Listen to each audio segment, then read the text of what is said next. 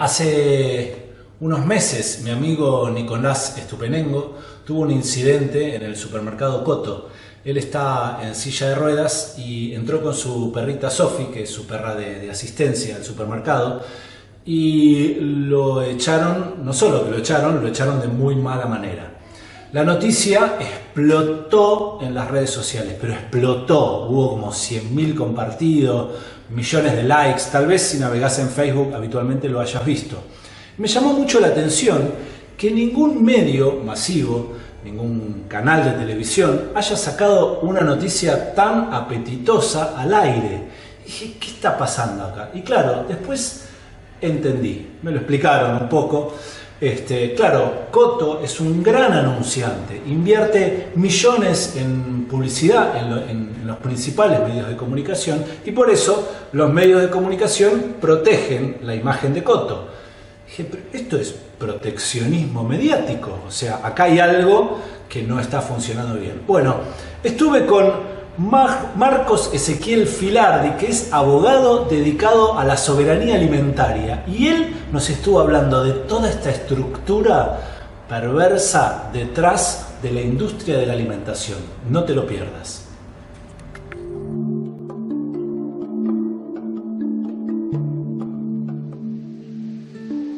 Marcos Ezequiel Filardi es abogado dedicado al tema de la alimentación.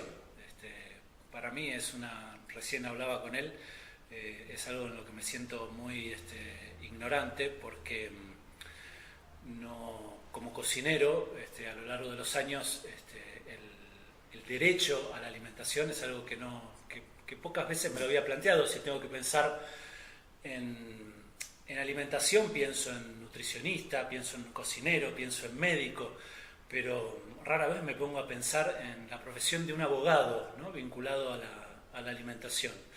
Y él se dedica a un área que está creciendo con mucha fuerza, que se llama soberanía alimentaria. Así es. Es integrante de la Cátedra Libre de Soberanía Alimentaria de la Escuela de Nutrición de la UBA. Así es. Contanos algo sobre la soberanía alimentaria. ¿Qué es la soberanía alimentaria? Efectivamente es un concepto nuevo, o sea, es un concepto joven, un concepto aún en construcción, nosotros decimos en construcción política, porque no tiene más que 21 años. O sea, la primera vez que se escuchó hablar de soberanía alimentaria en boca precisamente de la vía campesina fue en el año 96, en Roma, en el marco de la Cumbre Mundial de la Alimentación. Mientras los gobiernos, el Fondo Monetario Internacional, el Banco Mundial en ese momento abogaban por la seguridad alimentaria, la vía campesina se paró y dijo, no, nosotros no venimos a hablar acá de seguridad alimentaria, sino de soberanía alimentaria.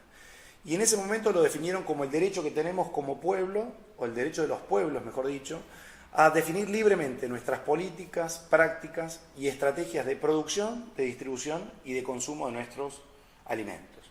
Esa fue la primera definición que se aventura ahí en el año 96 y a lo largo de los años la vía campesina le fue dando más contenido hasta convertirlo en lo que es hoy, que es una verdadera propuesta programática política, es un verdadero paradigma transformador del sistema alimentario. O sea, hoy, ¿qué entendemos por soberanía alimentaria? Entendemos que, en primer lugar, hay otra manera de producir nuestros alimentos, distinto al modelo alimentario dominante, que no depende de los transgénicos, que no depende de los agrotóxicos, que no depende de los fertilizantes sintéticos y que es posible, necesario y urgente producir nuestros alimentos en armonía con la naturaleza y en armonía con los seres humanos, y que eso se llama agroecología. Entonces, uno de los primeros pilares de la soberanía alimentaria es que entiende que hay otra forma de producir nuestros alimentos, que es la agroecología, pero agroecología de base campesina, poniendo en el centro del sistema productivo a la agricultura familiar, campesina e indígena, a los pastores tradicionales y a los pescadores artesanales. Eso en primer lugar. Vinculado con esto, y esto tiene que ver con la segunda de las banderas o principios de la soberanía alimentaria, es que para efectivamente poner en el centro del sistema productivo la agricultura familiar, campesina e indígena, tenemos que discutir la cuestión de la tenencia de la tierra. Entonces, la soberanía alimentaria aboga frontalmente por una reforma agraria integral como modo de garantizar el acceso a la tierra de quienes la trabajan y quienes la necesitan. Lo tercero es... Está hablando de las raíces de las plantas que te están alimentando. Las raíces sociales. Así es. Es maravilloso porque cuando digamos, hace algunos años atrás, cuando pensábamos en la alimentación, no había tanta diferencia, tanta distancia entre lo que podía acceder una persona de bajos recursos en todo sentido y una persona de abundantes recursos, ¿no? No hablo solo de lo económico, sino también de lo cultural. Y hoy la industria ha deteriorado muchísimo la calidad de los alimentos, y si bien los consumidores tenemos el poder de elegir qué industria estamos alimentando cada vez que compramos, también es necesario, más allá de que vos y yo elijamos con nuestros día a día, ¿no? Yendo al supermercado, también tiene que haber una fuerza, o no yendo al supermercado, yendo al mercado, también tiene que haber una fuerza política que le dé forma al sistema para que sea más justo, ¿no es cierto? Y sea más nutritivo. Bueno, y esa es un poco la apuesta de la soberanía alimentaria. La soberanía alimentaria viene a cuestionar el modelo alimentario dominante, que a nivel mundial y en Argentina tiene una característica, que es que está basado principalmente en los agronegocios destinados a la exportación y en el supermercadismo o en el hipermercadismo como forma dominante de la distribución de los alimentos en nuestra sociedad. Esas son como las dos grandes notas. Pensemos un caso como Argentina. El 60% de nuestra superficie cultivada está destinada a un solo cultivo, la soja. O sea, tenemos un modelo productivo basado en un monocultivo. Si a eso le agregamos el maíz, le agregamos el algodón, ya estamos hablando del 75% de toda la superficie cultivada del país destinada a 3 cultivos. Esos 3 cultivos tienen una característica en común, y es que son transgénicos. O sea, el 100% de la soja, 94% del maíz, 100% del algodón. Y transgénicos, más allá de la salud, digo que es todo un tema, también hay un tema de la propiedad de la semilla, ¿no es cierto? Legal. Sí, bueno, precisamente lo primero que hay que señalar es que en Argentina hay 45 eventos transgénicos aprobados hasta el día de hoy. De esos 45 eventos, 42 son resistentes o tolerantes a la aplicación de distintos agrotóxicos.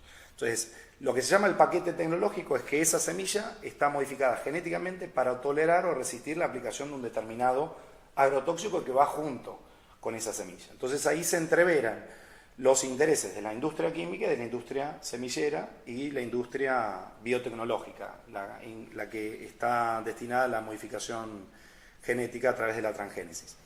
Y esos son los sectores precisamente que, para proteger sus derechos de propiedad intelectual, vienen presionando a los gobiernos para que se adopten leyes de semillas que sean favorables a sus intereses. Y esto, Argentina no es una excepción, sino que hace muchos años viene sufriendo el embate muy fuerte de estas empresas para modificar la ley de semillas vigente, que en Argentina data del año 73, y que sigue permitiendo lo que el agricultor hizo desde que la agricultura es agricultura: reservar la propia semilla e intercambiarla libremente o volver a utilizarla. Entonces, como el derecho al uso propio, digamos, de la semilla contraviene los intereses comerciales de las empresas que quieren que uno les vuelva a comprar todos los años de esa semilla y pagarles en consecuencia sus derechos de propiedad intelectual, sus regalías, lo que quieren es restringir aún más ese uso propio. Y la ofensiva apunta a ese sentido, sea modificando la ley vigente o, como bien discutimos esta semana, a través del Tratado de Libre Comercio que el gobierno pretende firmar con la Unión Europea, o sea, el Tratado de Libre Comercio entre Mercosur y Unión Europea, que por suerte y por presión popular no hay avances en ese sentido por ahora, prevé un capítulo de propiedad intelectual donde precisamente una de las cosas que Argentina suscribiría es adoptar el convenio de UPOV 91. Esto, para quienes no conocen, UPOV es un organismo internacional que protege las obtenciones vegetales, Unión de Protección de Obtentores Vegetales. Y ese UPOV 91 lo que restringe fuertemente es el uso propio de semillas, es decir, criminaliza ese uso propio de las semillas. En nuestra perspectiva, viola ese derecho a la alimentación adecuada por violar el derecho del agricultor, del campesino, a reservar la propia semilla y hacer uso de esa semilla libremente, derecho que viene ejerciendo, como decíamos antes, desde que la agricultura es agricultura. Todavía no nos pusimos a hablar de agrotóxicos. Mirá todo lo que dijiste. Pero como te decía anteriormente, está íntimamente vinculado, ¿no? Y es importante que hablemos de los agrotóxicos porque esa modificación genética apunta precisamente a que tolere la aplicación de ese agrotóxico. Esto que le permite al productor. Imaginemos la soja, 60% de la superficie de cultivo del país. El productor planta la semilla de soja, le echa el glifosato por vía aérea o por vía terrestre a través de un mosquito fumigador, y eso lo que va a hacer es matar a todas las hierbas, ¿sí? A través del glifosato. El glifosato es un herbicida no selectivo, es un producto químico que mata a las hierbas, sin elegir, digamos, no selectivo. Excepto esa planta que, como tiene un gen que la hace resistente a la aplicación de ese herbicida, va a crecer libre de competencia por el sol, el agua y los nutrientes del suelo, ¿sí? Y esto venía de la mano de una promesa en el año 96, cuando se aprobó la soja transgénica en Argentina, de que iba a disminuir el uso de los agrotóxicos, ¿no? La promesa en ese momento era esa. Y lo que se demostró en estos 21 años de soja es que es todo lo contrario. En estos últimos 21 años aumentó en 1000% el uso de agrotóxicos. Y no solamente el glifosato es uno de 1141 ingredientes activos aprobados hasta el día de hoy para uso agrícola por el SENASA, ¿sí? Por el gobierno argentino, de 4636 formulaciones comerciales distintas de agrotóxicos, a partir de distintos formulados de esos principios activos y de otros aditivos y excipientes. Que tienen diferentes niveles de toxicidad, ¿no es cierto? El glifosato es tal vez uno de los más más dañinos, ¿no es cierto? ¿O no? En realidad, nosotros pensamos que sí, pero al día de hoy sigue clasificado como de baja toxicidad. Y en este momento hay muchos juicios en Estados Unidos contra la empresa que, en primer lugar, patentó el glifosato para uso agrícola, que es Monsanto, precisamente por el lobby que hizo Monsanto en Estados Unidos para lograr que fuera clasificado como de baja toxicidad a pesar de la evidencia científica. Estamos hablando de un mercado de miles de millones. El glifosato es el herbicida y el agrotóxico más usado en todo el mundo y en Argentina. Así que sí, efectivamente estás hablando. El negocio tan solo en Argentina del uso de agrotóxicos es de más o menos 3.000 millones de dólares al año. O sea, estás hablando de un negocio muy importante. Wow. Muchos intereses en juego. Más como Don Quijote contra los molinos de viento. Colectivamente, por suerte, no hay solo un Quijote, sino que somos cada vez más Quijotes dando la pelea, porque esta pelea o es colectiva o no es. Y no es solamente Monsanto, porque los molinos son mucho más grandes que Monsanto. O sea, cuando nosotros cuestionamos el modelo alimentario dominante, tenemos que saber que están los intereses muy entrelazados, muy cruzados, de varias industrias. Por un lado, las grandes cerealeras. Estás hablando de 5 grandes cerealeras que manejan casi el 75% del volumen mundial de granos, ¿sí? Cargill, Dreyfus, Bunge, para dar algunos nombres conocidos. Esas cerealeras están vinculadas con la industria alimentaria, muy concentrada. 6 empresas a nivel mundial procesan casi el 90% de los alimentos. Entonces están íntimamente vinculadas. Después tenés la empresa química, como decíamos, o las empresas que aportan los insumos para la agricultura, semillas, agrotóxicos, maquinaria, toda la industria de maquinaria agrícola, John Deere, por ejemplo, entre otras, que están invirtiendo fuerte ahora en todo lo que es la geoingeniería, mapeos satelitales, agricultura climáticamente inteligente. Es decir, ahí tenés un actor que está directamente involucrado en este modelo alimentario dominante. Como si eso fuera poco, agregarle las farmacéuticas, porque las farmacéuticas están presentes en toda la cadena agroalimentaria, tanto para uso veterinario como para medicinas de uso humano.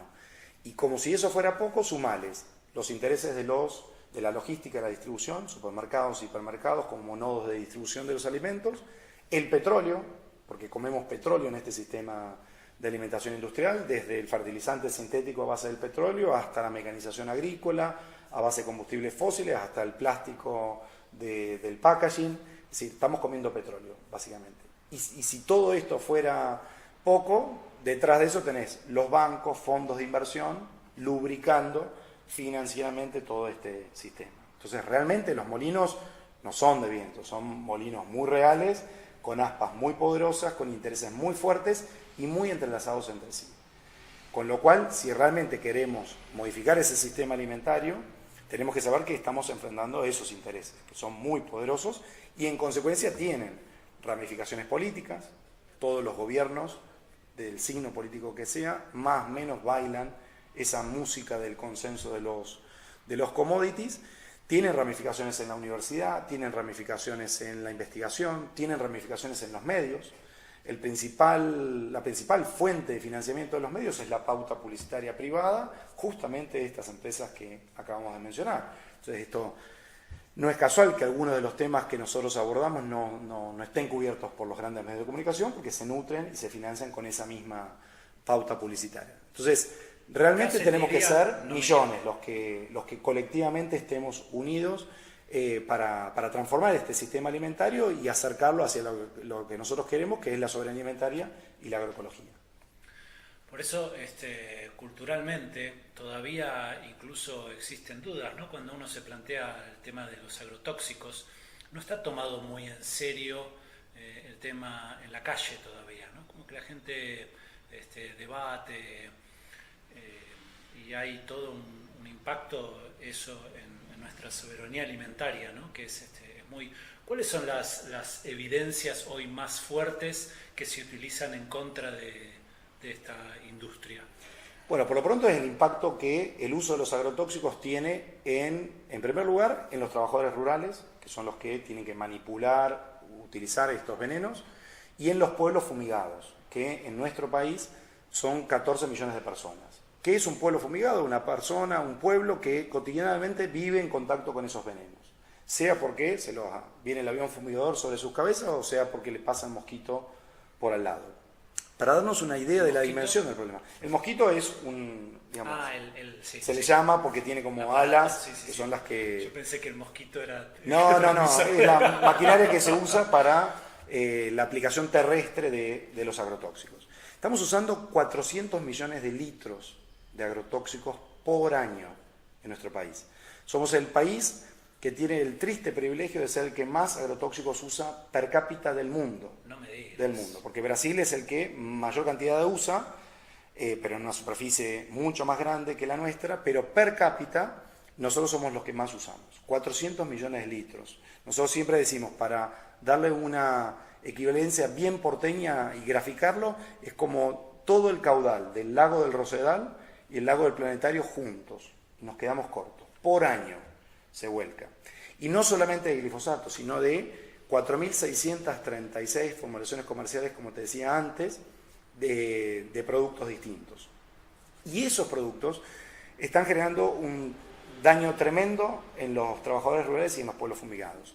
Hay un centro de investigación en la Universidad Nacional de Río Cuarto, un ejemplo de ciencia digna, como nosotros decimos, que grupo de mutatogénesis ambiental, y ellos lo que vienen analizando es el daño genético que están generando los agrotóxicos en las poblaciones afectadas, particularmente en trabajadores rurales y niños. Lo otro, los campamentos sanitarios organizados por la Universidad Nacional de Rosario hacen mapas epidemiológicos en los territorios, en los pueblos fumigados, para ver qué impacto tiene ese modelo productivo en los pueblos. ¿Y qué aparece? Aparece un aumento del cáncer, hasta 3 veces la media nacional. Aparece las malformaciones. Una provincia como Misiones tiene hasta 7 veces la media nacional de malformaciones. Aparecen los trastornos neurodegenerativos, enfermedades del cerebro. Y esto para que sepamos por qué. El cerebro contiene mucho tejido graso y los agrotóxicos son liposolubles, es decir, se almacenan en grasa. Entonces, la exposición crónica a los agrotóxicos está asociada con enfermedades neurodegenerativas como el Alzheimer, el Parkinson, el autismo, entre otras, ¿sí? Enfermedades del cerebro. Agreguémosle a esas enfermedades del sistema endocrino. Muchos de los productos químicos que se usan en la agricultura son disruptores endocrinos, funcionan como falsas hormonas. Entonces se evidencia en los territorios un aumento del hipotiroidismo a niveles acentuados. Agregarle trastornos de fertilidad, una baja notoria en las tasas de fertilidad en los pueblos rurales, y abortos espontáneos, y enfermedades de la piel y enfermedades respiratorias. Hay 2 maneras de intoxicarnos a través de los agrotóxicos. Una es la intoxicación aguda, Imagínate que estamos acá conversando y de repente nos pasa un avión fumigador por nuestras cabezas y nos derrama ese veneno sobre nuestras cabezas. Probablemente que nos va a pasar, nos van a agarrar náuseas, dolor de cabeza, irritación de los ojos, irritación de la piel y probablemente nos vayamos inmediatamente a un centro de salud frente a ese contacto agudo, ¿sí? Ajá. En la intoxicación aguda se cobran muchas vidas en Argentina, de trabajadores rurales, de pueblos fumigados, de niños. O sea, estábamos conversando antes fuera de cámara hace poquito lamentamos el fallecimiento de una nena en Burucuyá, en Corrientes, por comerse una mandarina a la que el productor le había inyectado furadán, que es un producto químico letal, de alta toxicidad. ¿Para qué? Para usarlo como cebo para los pájaros en las plantaciones de arándanos, para que el pájaro se coma esa mandarina y muere y no se coma los arándanos que ese productor quería proteger. Pero se murió Rocío, una nena de 12 años, por comerse esa mandarina envenenada. Nicolás Arévalo, 5 años, provincia de Corrientes, en la zona tomatera de Puerto Lavalle, de donde vienen el 22% de los tomates que comemos acá en Buenos Aires, que comemos los porteños. Nicolás se fue a hacer un mandado, chapoteó un charco con agua y endosulfán, producto que se usaba en la producción de los tomates ahí en la tomatera, y se murió de intoxicación aguda. Es decir, la intoxicación aguda se cobra muchas vidas en nuestro país. Y Naciones Unidas estima en 200.000 muertes al año por intoxicación aguda a los agrotóxicos. Pero a eso le tenemos que sumar la intoxicación crónica. ¿Qué es la crónica? Esa es la que te importa a vos. Exactamente, porque probablemente acá en Buenos Aires no vamos a tener episodios de intoxicación aguda, pero sí la intoxicación crónica. ¿Qué es? Ese veneno empieza a incorporarse a nuestro cuerpo a través del agua que tomamos, a través de los alimentos que comemos, a través del aire que respiramos, y se van almacenando en nuestro cuerpo. Y a la larga terminan expresándose en enfermedades crónicas no transmisibles como las que acabamos de mencionar. Neurodegenerativas, cáncer, etc. Y la evidencia ya la tenemos en nuestros cuerpos en la ciudad de Buenos Aires. Enfermedades que te hacen ir a la farmacia, ¿no? Que te hacen ir a la farmacia y comprarte el medicamento del mismo grupo económico que vende esos productos químicos. Porque así de perverso está estructurado. Sí. Imagínate que nosotros fuéramos accionistas de un grupo como ahora se está fusionando Bayer con Monsanto. Si vos sos accionista de ese grupo económico, vos vas a recibir dividendos por la venta de los agrotóxicos y después vas a recibir dividendos por la venta de los productos oncológicos, de los fármacos oncológicos para tratar crónicamente el cáncer provocado, entre otras cosas, por esos agrotóxicos. ¿Y por qué te digo que la evidencia está en nuestros cuerpos? Hay una campaña que se llama la campaña Mala Sangre, que se inició en Mar del Plata a través de la organización BIOS, que apuntaba a ver, esos agrotóxicos están presentes en los cuerpos de habitantes de las ciudades que no están expuestos a la fumigación directa, que no están expuestos al campo, y consistió en que varias personas hicieron análisis de sangre en la ciudad de Mar del Plata, teniendo en cuenta que eran personas que nunca antes habían estado en el campo. ¿Y qué apareció? Que hay un montón de agrotóxicos dando vuelta en nuestra sangre, ¿sí? Lo mismo se hizo en Rosario, se hizo en Buenos Aires, con los idénticos resultados. Hay agrotóxicos dando vuelta en nuestra sangre. Tenemos mala sangre derivada de los agrotóxicos. Lo mismo en la leche materna. Pensemos el mejor alimento que un recién nacido tiene que tener y puede tener, que es la lactancia materna. Empezás a entender por qué lo de soberanía alimentaria, ¿no? Sí, porque entrevera a todo, absolutamente. Fíjate, el primer alimento, la lactancia materna, en Argentina ya viene con glifosato. O sea, y esto no lo decimos nosotros, sino que fue un estudio de la maternidad Sardá junto nada más y nada menos que con el Instituto Nacional de Tecnología Industrial. O sea, el 75% de las muestras de leche materna de madres de la maternidad Sardá tenían glifosato. Hay otros estudios de cordón umbilical, digamos, de orina, indicador biológico que vos analices, que vos midas, te vas a encontrar esos agrotóxicos. Y es esperable encontrarlos, pues están presentes en todo. Y no están presentes solamente en la soja, están presentes en todas las producciones vegetales que tienen lugar en el país. Y nos están llegando a todos en el campo y en la ciudad, en mayor o menor medida, a través del agua, a través de los alimentos y a través del aire. Pensemos el aire. San Salvador, provincia de Entre Ríos, capital nacional del arroz. Gran parte del procesamiento del arroz que se consume en el país tiene lugar ahí en San Salvador. 1 de cada 2 personas en San Salvador se muere de cáncer. 1 de cada 2. Pensemos la dimensión esta. Y la Universidad de La Plata, junto con el campamento sanitario de la Universidad de Rosario, pudieron determinar que el problema tiene que ver con la molienda del grano del arroz, que tiene lugar en el centro de la ciudad, en unos molinos, que genera un polvillo que está en el aire, el polvillo que todo el mundo conoce, que está ahí y que lo respira. Ese polvillo analizado tiene 4 agrotóxicos distintos. Entonces la gente está respirando literalmente un polvillo con 4 agrotóxicos distintos. Y los resultados están a la vista. Entonces, cuando decimos evidencias, nosotros decimos evidencias de la ciencia digna, que sea libre de conflictos de intereses. Esto es muy importante porque los intereses en juego son tan grandes que se expresan en financiamiento de investigaciones, de publicaciones, de prensa, de universidades incluso. Entonces, nosotros reivindicamos la ciencia digna, la ciencia basada en evidencias desde los pueblos y para los pueblos. Y las evidencias de la ciencia digna, libre de conflictos de intereses en nuestros pueblos nos da cuenta de que estamos asistiendo a un verdadero genocidio. Y parece fuerte la palabra, pero realmente nosotros estamos convencidos que este modelo productivo está sometiendo a nuestro pueblo, tanto en el campo como en la ciudad, a condiciones de vida que están acarreando su destrucción. Y de hecho nos cambiaron las formas de morir. O sea, hace 50 años nos moríamos más de enfermedades transmisibles que de enfermedades no transmisibles. Hoy el 70% de los argentinos nos morimos por enfermedades crónicas no transmisibles, particularmente enfermedades cardiovasculares y cánceres, vinculados a este modelo productivo y a los objetos comestibles que este modelo productivo nos está ofreciendo para alimentarnos. Entonces, y está directamente vinculado con el modelo productivo, con el modelo alimentario dominante. Es decir, nos cambiaron realmente las formas de vivir y las formas de morir vinculado a este modelo productivo.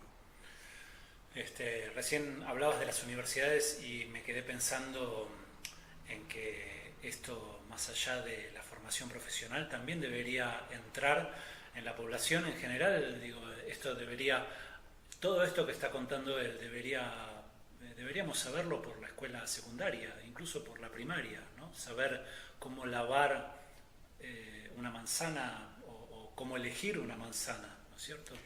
No tanto lavar, porque aún lavándola no vas a eliminar todos los agrotóxicos o toda la carga química que tiene esa manzana. Pero sí, problematizar la alimentación desde la escuela, desde el jardín de infantes. No hay educación alimentaria nutricional adecuada en el país. O sea, tenemos entornos escolares obesogénicos, tenemos problemas de bombardeo de publicidad, es decir, y todo esto encuentra una misma raíz que tiene que ver con estos molinos de viento de los que vos hablabas y que nosotros decimos molinos reales de aspas fuertes, que son los intereses en juego. Son esos mismos intereses los que conspiran contra que se avance seriamente, por ejemplo, en lo que vos proponés, que es la educación alimentaria nutricional de calidad. Porque cuando se intenta ir en ese sentido, incluso legislativamente, los lobbies de las industrias son tan fuertes que hace que no se pueda avanzar mucho, ¿no? Y cómo, para ir terminando, ¿cuál sería el mensaje multiplicador, digo, para el que está mirando esto y quiere hacer algo y no sabe por dónde empezar? ¿Cuáles serían para la población en general las puntas, ¿no?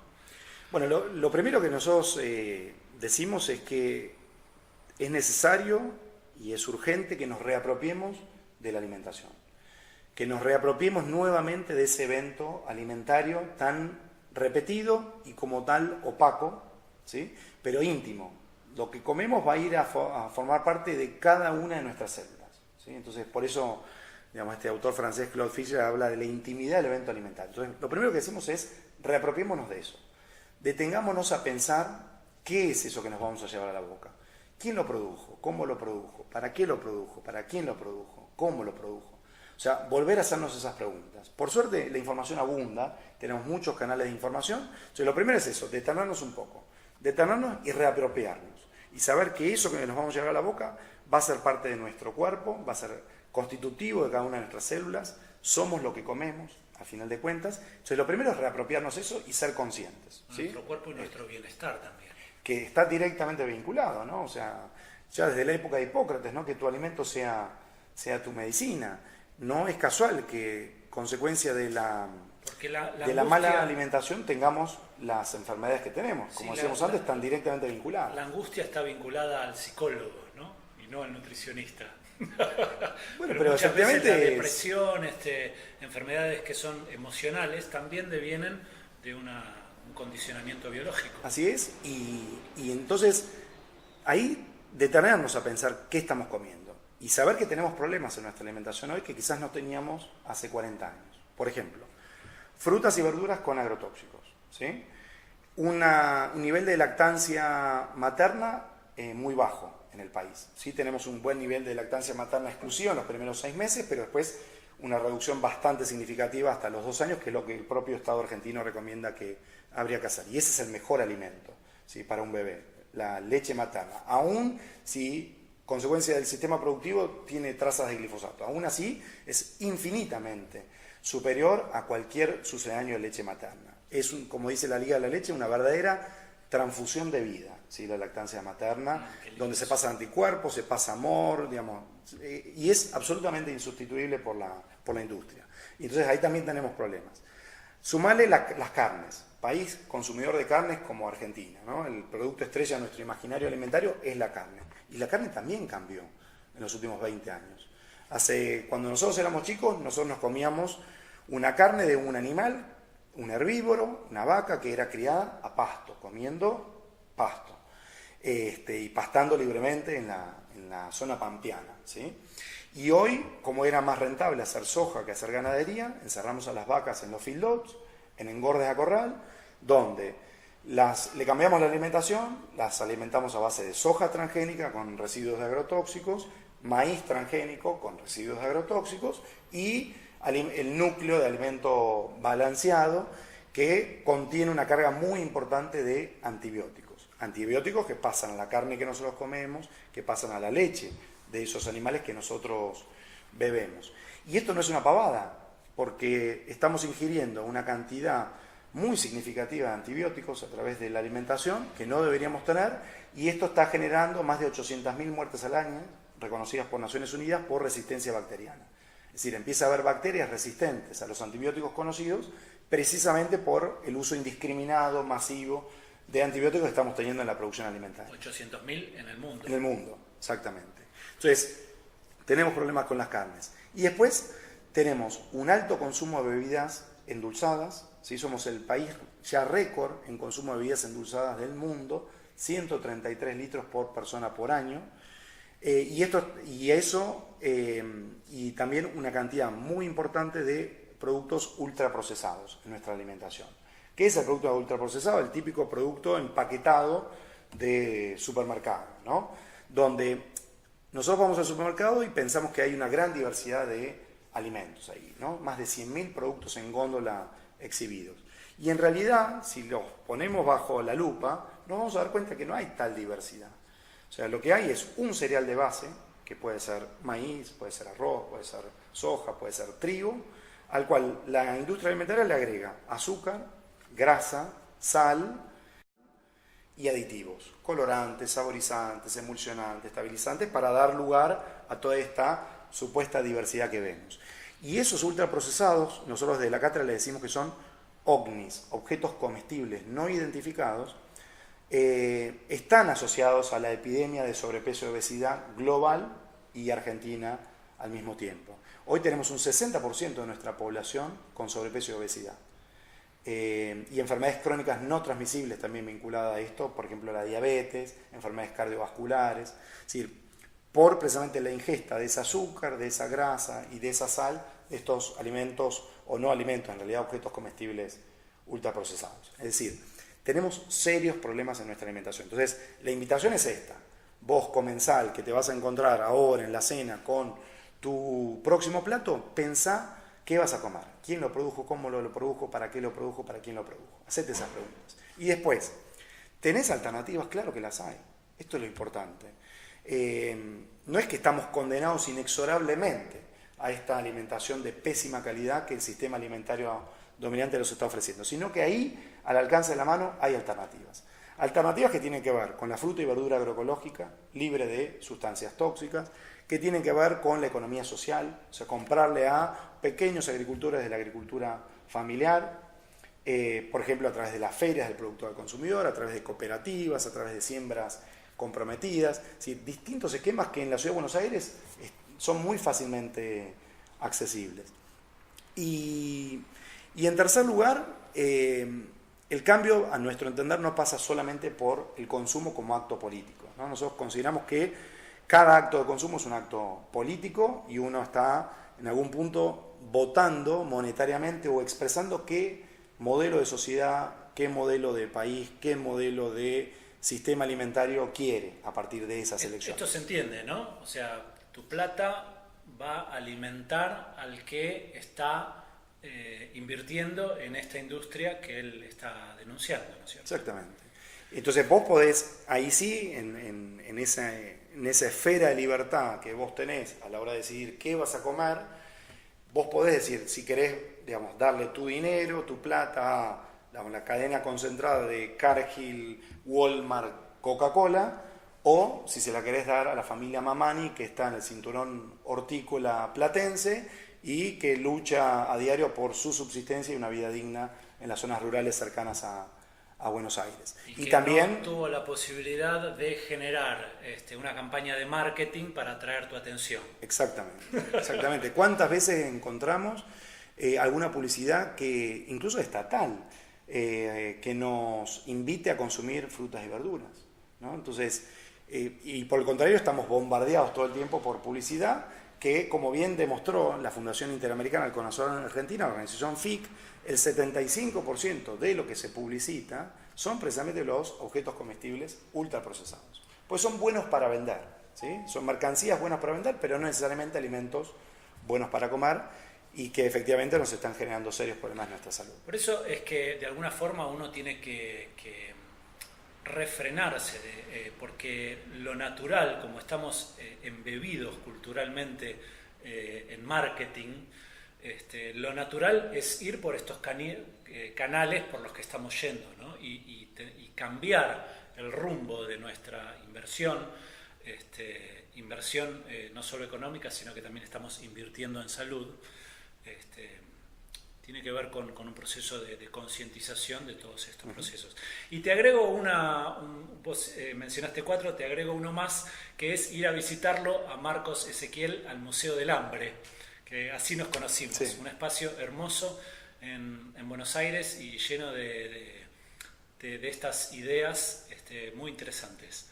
Claro, muchas gracias. Sí, le hacemos extensiva la invitación, un espacio para hacer esto que estamos haciendo ahora. Juntarnos colectivamente a pensar qué modelo alimentario tenemos y qué otro modelo alimentario colectivamente, reitero, podemos construir. Bueno, muchísimas gracias. Buenísimo, toda la información. ¡Wow! ¡Qué valioso toda esta información! Buenísimo. Muchas gracias a vos por la invitación y por dar difusión a estos temas, ¿no?